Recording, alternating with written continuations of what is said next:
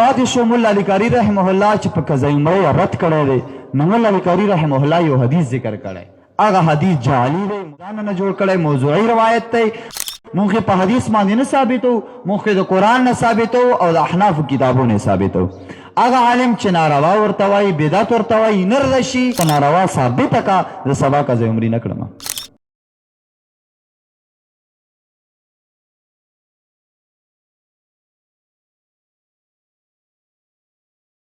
پاتې شو مولا علي قاري رحمه الله چې په قضا عمره رد کړی دی نو مولا علي قاري رحمه الله یو حدیث ذکر کړی هغه حدیث جعلي دی موضوعي دی هغه داسې دی چې حضور پاک علیه السلام فرمایي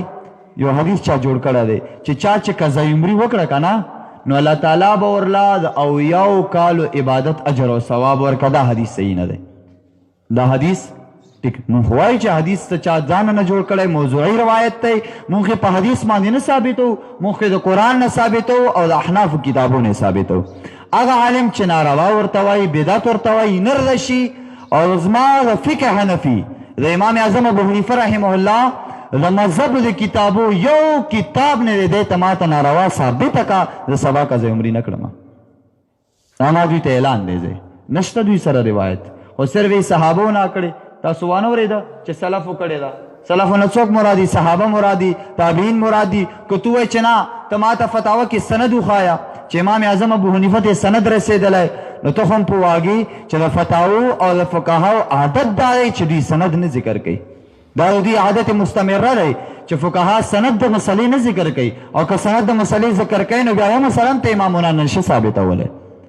خبره باندې پوه شئ که نه نو سبا چې څوک هم انشاءالله په ټولو جماعتونو کې به قضا عمرې شی ورشه ورله او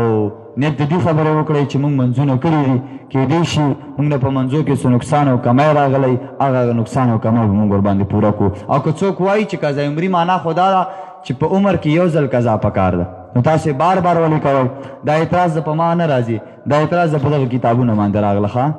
چې ما ته دلته په دغو کتابونو باندې راغله دوی ورته قضا عمرې ویله ده او بل دویم جواب یې دا دی چې قضا عمرې دا معنا نه چې په عمر کې یو ځل شي قضا عمرې معنا دا ده چې په عمر کې ستا نه په دې منځ کې څه قضا څه نقصان راغلي هغه په پوره کوي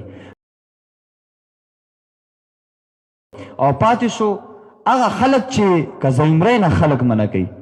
چې دا منځونه مه کوه هغو ته زه یو روایت وایم حضرت علی شیر خدا رضی الله تعالی عنه چې د علم د ښار دروازې ورته ویلې وه هغه راغی په جومات کې یو کس مازدیګر مانځه نه به 2 رکعته نفل کول علی شیر خدا رضی الله تعالی عنه ته خپل مریدان وایي قربان منع یې کړه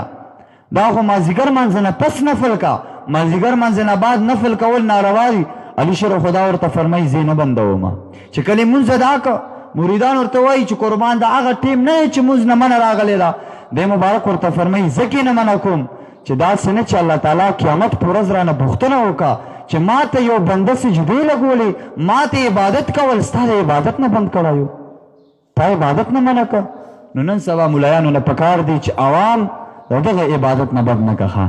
او دغه عبادت نه منع مه که بلکې د عبادت تلقین ورته وکړه عوامو ته وایه چې څومره منځونه چې کړی شی ویې کړی یو یاسې داسې دین سره ډېر تعلق نشته یو ته ورته وایي چې قضا عمرې بدعت ته چا پلار ووایي جومات له راشي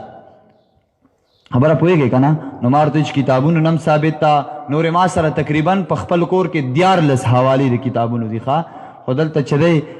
یو روژه ده یو مازدیګر دی ډېرې حوالې بیانېدی هم نشي خو په دغه حوالو اتفاق وکړئ بلکل جایز عمل دی ښه څه خبره پکې نشته دی